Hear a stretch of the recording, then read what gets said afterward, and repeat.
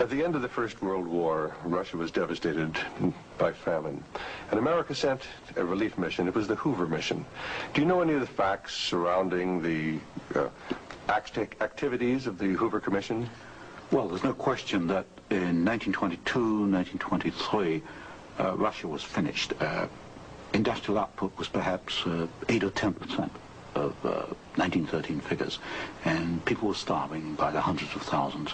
And the Hoover mission was organized, of course, to send aid to Russia. But most of the aid went to the Bolsheviks, who controlled really quite a small part of Russia at that time. Only a very small part of the aid went to the White Russians or to the Far East. And then after 1922 and 1923, Lenin instituted something known as the New Economic Policy, or this series of 5-year plans. Can you tell us about the 5-year plans and the part that the major American corporations, major world corporations, played in building up the Soviet Union? Well, there are two separate phases here. The New Economic Policy was started in 1923 by Lenin, and I found, and I published this in my first book from Stanford, that every single Russian industry was rebuilt or restarted by foreign corporations, mostly German, British, French, and American. By 1928, Russia was back to approximately its 1913 industrial output. And at that point, she began to think of these grandiose 5-year plans. And in 1928, Gosplan, which is the Russian government planning commission, actually designed an initial 5-year plan, but this was thrown out. It was inadequate, and American corporations were brought into Russia. And the first 5-year plan and the second 5-year plan were actually designed in the United States by American corporations. And what were these corporations? Which ones specifically were involved? The design of the first 5-year plan was by a corporation probably not known to most Americans, Albert Kahn. But Albert Kahn was the foremost industrial architect in the United States. And Albert Kahn laid out the basics of the first 5-year plan for the Soviets. And then we find, again, the same corporations involved with the construction of the plants. International General Electric, certainly, DuPont, Ford Motor, Hercules Motor, Curtiss-Wright in aircraft engines, and even some corporations which today were forgotten about, like Valti and Chance Vought. These were aircraft manufacturers at that time. And so American corporations came in and they built the first 5-year plan. But what was important, the Soviets then copied these plans, and this accounts for the tremendous Russian output. They took this initial equipment and they multiplied it, they copied it by the 100. Now, how about Ford Motor Company? Did they play a part in the building up of the Soviet potential? Very definitely. Ford Motor Company built the Gorky plant, and the Gorky plant produces the GAZ series of vehicles, that's G-A-Z, and these are trucks and some automobiles. And right from the early 1930s, you find that the GAZ plant has had military potential, and Ford knew that when it went in and built the Gorky plant. And we know it because I found statements to this effect within the State Department files. Sometimes we hear the name Averell Harriman. Did he play a part in building up the Soviet technology? Very definitely. In fact, Averell Harriman came out of the Soviet Union financially at a profit. He took over the Georgian manganese concession in the early 1920s. Got this back on his feet for the Soviets, and manganese became a prime export for the Soviets, and so they were able to sell this abroad, get foreign exchange, which financed their industrialization. And then they bought out Harriman about 1929, and Averell Harriman received as compensation $1 million more than he put in the first place. How about Armand Hammer of Occidental Petroleum? Armand Hammer is a very interesting example. Armand Hammer received the first foreign concession in 1922. In asbestos in the Ural Mountains. And he also conducted for the Soviets a number of other enterprises, right down to pens and pencil manufacturing, for example.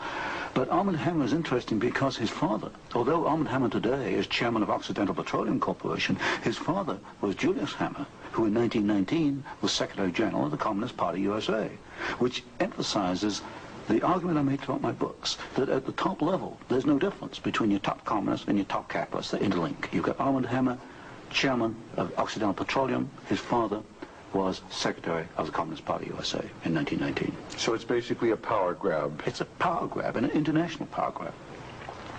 Now, during the Second World War, why, Russia was pretty well decimated once again by German forces. What part did the American Lend-Lease program play in building up Russia's industrial capacity after the Second World War? Well, Lend-Lease built up Russia's capacity, modernized it, and expanded it during World War II. And there was some continuation all the way through perhaps to 1948, 1949. There was a program after Lend-Lease, which was supposed to be restricted to foodstuffs and industrial materials, but in effect, I checked the records in the warehouses in Suitland, Maryland, I find that even after World War II, and this was against the intent of Congress, I suspect, there was a massive transfer of the latest industrial equipment to the Soviet Union under the so-called Lend-Lease program. Now, in 1948, there was a fascinating book came out by Major Racy Jordan, in which he talked about American aid to the communists as far as their ability to build nuclear weapons. Did you ever have an opportunity of verifying the facts that we had given them the heavy water, we'd given them the wherewithal to build their atomic weapons?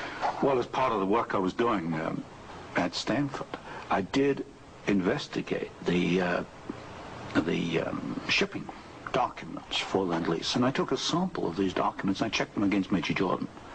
And broadly, Major Jordan was correct within, say, about 5%. And Major Jordan, of course, made the charge that we had shipped materials to the Soviets, 1944 and 1945, which were later used in their atomic program. There is no doubt he is correct.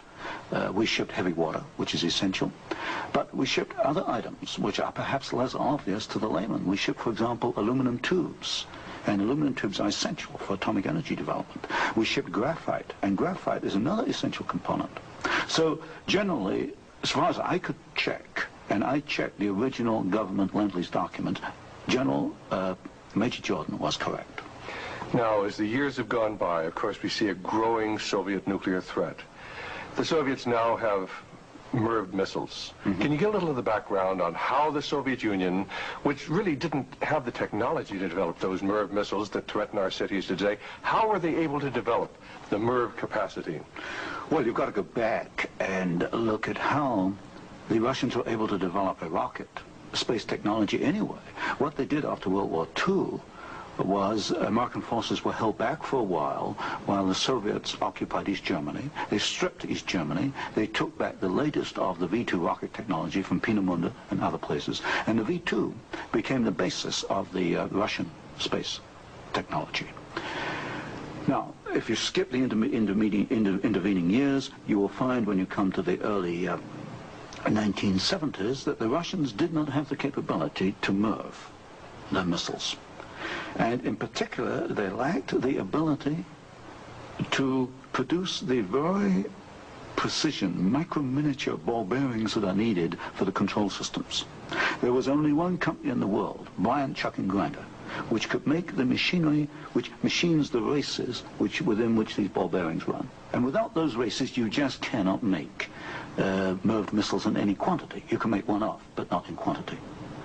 Bryant, Chuck and Grinder was allowed to ship to the Soviet Union 45 of these machines at a time when we only had 33 in the United States. But wasn't there any objection to doing this? I objected at Miami Beach in 1972. Other people objected, but the objections were squashed. And predominantly at fault here is Henry Kissinger and the incoming administration, the incoming Nixon administration. This was known, I'm sure it was known in DOD. If I knew it, then certainly DOD knew it. But the objections were squashed, and there was suppression of the information. And so once again we see America building up the military capacity, the nuclear threat from the Soviet Union. Well, this goes, when you talk about MIRVing of missiles, you're talking about a quantum jump in your military technology. Now, I'm not a military man, but to me, the ability to do that is a massive leap forward, and we enabled them to do it, and we did it knowingly and deliberately.